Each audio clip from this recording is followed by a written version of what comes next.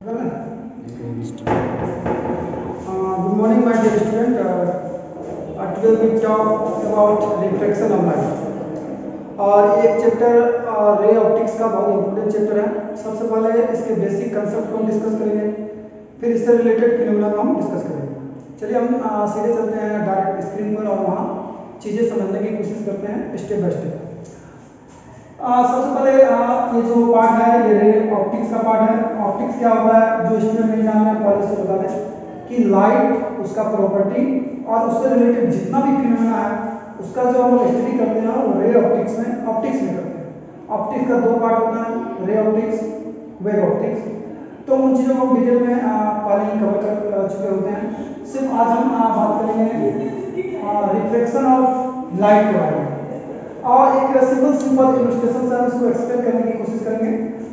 Suppose अगर इधर air है और ग्लास है, ये रे ऑफ लाइट अगर इस बाउंड्री पे फॉल कर रहा है तो क्या क्या हो सकता है। जस्ट थिंक, जब आप इसे सोचेंगे तो पता चलेगा कि कुछ लाइट रे इस मीडियम में, सेम मीडियम में रिटर्न हो रहा है और कुछ लाइट रे दूसरे मीडियम में ट्रांसमिट हो रहा है। जो लाइट सेम मीडियम में रिटर्न हो रहा है उसको हम लोग रिफ्लेक्शन करते हैं और जो दूसरे मीडियम में ट्रांसमिट हो रहा है, मतलब इधर एयर है इधर ग्लास है, जो दूसरे मीडियम में ट्रांसमिट हो रहा है इसको हम लोग रिफ्लेक्शन ऑफ लाइट के नाम से जानते हैं। और सिंपल और एक दो एग्जांपल से हम इसको एक्सप्लेन करने की कोशिश करेंगे। सपोज एक बकेट है, बकेट में वाटर यहाँ तक भरा हुआ है और इसका जो बाउंड्री है यहाँ पर और ऊपर में एयर है। जब बहुत सारा लाइट रे मतलब लाइट बीम इस सरफेस पर फॉल करेगा, आफ्टर सम टाइम कुछ समय बाद क्या होगा, ये लाइट रे सीधे नहीं जाकर थोड़ा सा ये बेंड करेगा, ये जो बेंडिंग हुआ, इसी बेंडिंग ऑफ लाइट को हम क्या कहते हैं, रिफ्लेक्शन ऑफ लाइट। और ऐसा और एक एग्जांपल, अगर हम एक कॉइन को यहाँ रखते हैं और ऊपर से हम देखने की कोशिश करें, ये आई है, यहाँ से हम देखने की अगर कोशिश करेंगे, इस ऑब्जर्व करेंगे तो इसका साइज थोड़ा सा बड़ा दिख सकता है। और अगर किसी पेंसिल को हम ऑब्जर्व करें तो ये तिरछा दिख सकता है, स्लैंट।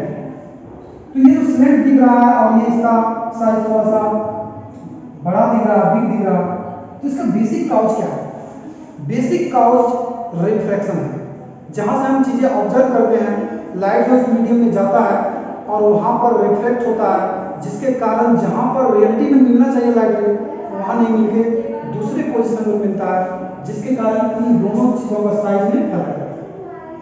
आप एक एक करके हम इसका डेफिनेशन भी समझेंगे, बट एक बार हम फिर इसको समझ करते हैं इन दोनों चीजों को। जब किसी भी मीडियम में लाइट फॉल करेगा तो वहां से कुछ चीजें लगभग 90 से 95% लाइट एनर्जी क्या होता है, उसी मीडियम में रिफ्लेक्ट हो जाता है। लगभग 5% लाइट एनर्जी इस मीडियम में आता है। इसको हम लोग रिफ्लेक्शन के नाम से जानते हैं। बेसिक फंडा क्लियर होना चाहिए कि रिफ्लेक्शन तभी होगा जब मीडियम चेंज होगा। फर्स्ट थिंग इज क्लियर, जब मीडियम चेंज होगा तभी रिफ्लेक्शन होगा। अगर मीडियम चेंज नहीं हो रहा तो रिफ्लेक्शन होगा। तो स्टेप बाय स्टेप आप क्या करेंगे, हम एक डेफिनेशन लिखेंगे, the phenomenon of change in direction of light, phenomenon of change in direction of light when light ray travel from one medium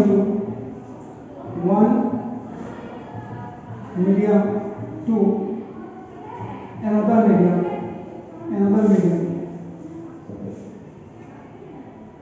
is called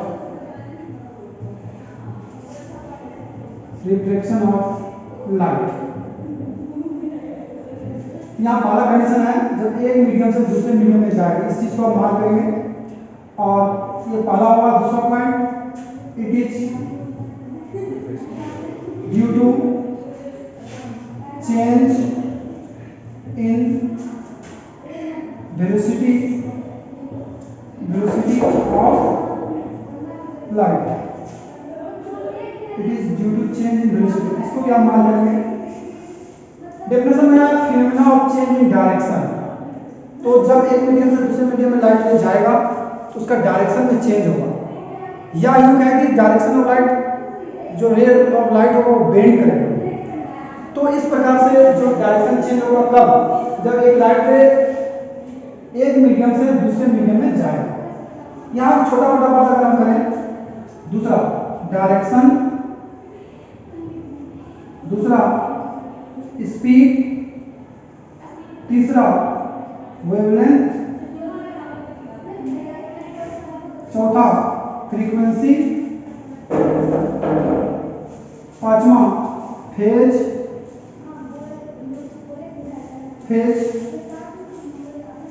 और सात मीडियम। अब आपको लॉजिकली बताना कि क्या चीज चेंज होगा, क्या चीज नहीं चेंज होगा। हम यहाँ पर लिख देते हैं चेंज डायरेक्शन ऑफ लाइट। देखिए जब एक मीडियम से दूसरे मीडियम में गया तो डायरेक्शन ऑफ लाइट चेंज हो गया। क्यों? इसको जाना था इधर, ओरिजिनली इसको इधर जाना था, लेकिन वो इधर गया, तो direction of light is change. ये सही है। स्पीड, जाहिर सी बात है, अगर इधर एयर है और वाटर है तो वाटर में जाएगा तो speed of light get change. Wavelength speed पर डिपेंड, स्पीड वेवलेंथ पर डिपेंड करता है, तो ये भी चेंज होगा। Frequency is not change. अब यहाँ पर पूछ सकते हैं फ्रीक्वेंसी चेंज क्यों नहीं होगा? इसलिए नहीं होगा क्योंकि फ्रीक्वेंसी सोर्स के एनर्जी पर डिपेंड करता है, तो सोर्स का ऑसिलेशन पर डिपेंड करता है, इसीलिए फ्रीक्वेंसी चेंज नहीं होगी। Phase get change, medium get change. तो कभी कभी लॉजिकल क्वेश्चन इस पर बन सकता है, रिफ्लेक्शन में क्या क्या चेंजेस होती है, क्या क्या नहीं होती। इतना क्लियर रखना है। Is it clear? आगे हम चलें, यहाँ पर हम ये बात कर सकते हैं कि अलग अलग मीडियम में कैसा बिहेवियर होगा। अगर यहाँ पर ये इसको हम लोग इंटरफेस करते हैं, इंटरफेस का मतलब होता है जब वैसा बाउंड्री जो दो मीडियम को अलग करे। तो यहाँ से जब लाइट आएगी तो ये दो सिचुएशन हो सकता है, या ये नॉर्मल की तरफ, ये नॉर्मल है, ये नॉर्मल की तरफ बेंड कर जाएगा क्योंकि इसका ओरिजिनल डायरेक्शन ये होगा, या ऐसा भी हो सकता है लाइट रे आए और ये नॉर्मल से दूर भागे, अवे फ्रॉम, अवे, और ये बेंड टुवर्ड।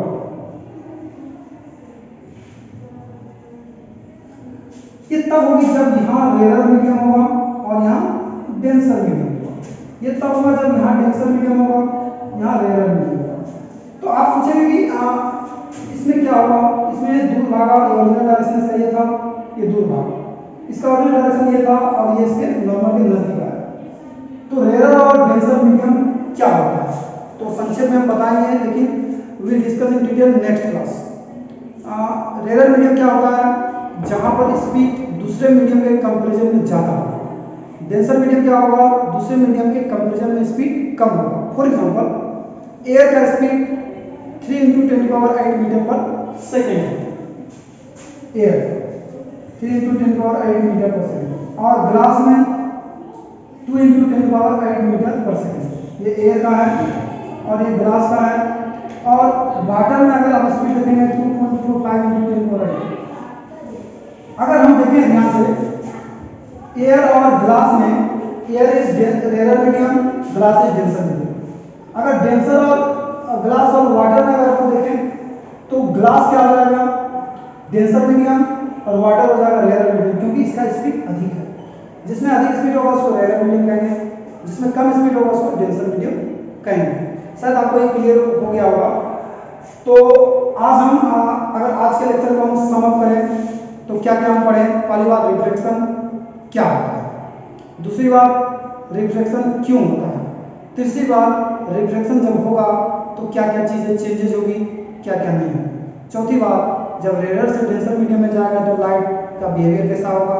जब डेंसर से रेयर में जाएगा इसका अपोज, तो लाइट का बिहेवियर कैसा होगा। आई थिंक आपको क्लियर हो गया होगा सारा टॉपिक। अगर इस टॉपिक से रिलेटेड जो पढ़ा है उससे रिलेटेड और भी कुछ आपके पास डाउट है तो जरूर से जरूर कमेंट करें, अपना फीडबैक हम तक पहुंचाएं, ताकि हम बेहतर से बेहतर कंटेंट आपके लिए ला पाए। Thank you very much.